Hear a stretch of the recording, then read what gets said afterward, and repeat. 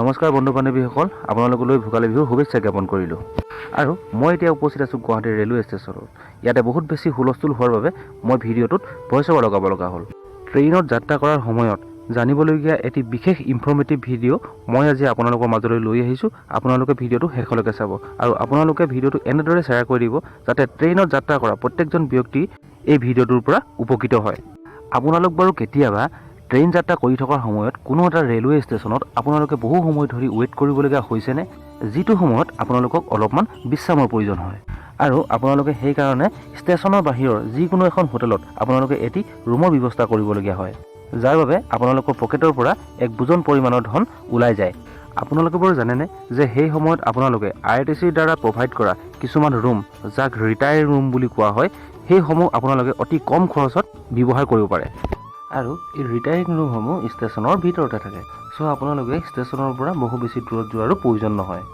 এই ৰুমসমূহ দুই প্ৰকাৰৰ থাকে, এক প্ৰকাৰ হৈছে ডমিটেৰী ৰুম আৰু আন প্ৰকাৰ হৈছে ডাবল বেডেড ডিলাক্স ৰুম। আৰু এয়া হৈছে ডমিটেৰী ৰুম।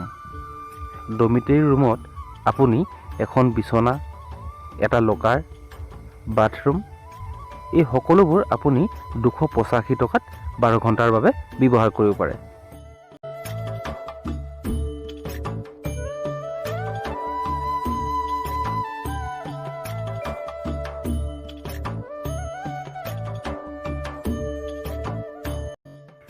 আৰু এয়া হৈছে ডমিটেৰী ৰুমৰ কমন বাথৰুম।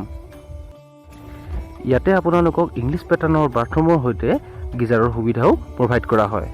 যিহেতু ৰুমসমূহ IRTCৰ দ্বাৰা প্ৰভাইড কৰা হয়, চ' সেইকাৰণে আপোনালোকে বাথৰুমৰ লগতে ৰুমসমূহ যথেষ্ট পৰিমাণে চাফ চিকুণ পোৱা দেখা যায়।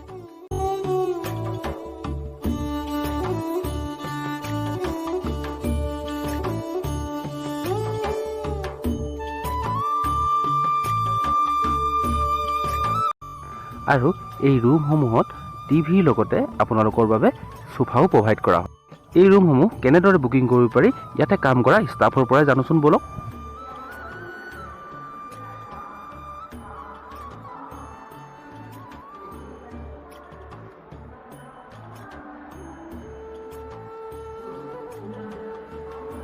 আচ্ছা দাদা, এই ইয়াতে আপোনালোকৰ ইয়াতে টিকেট ৰুম ল'বলৈ কি কৰিব লাগে?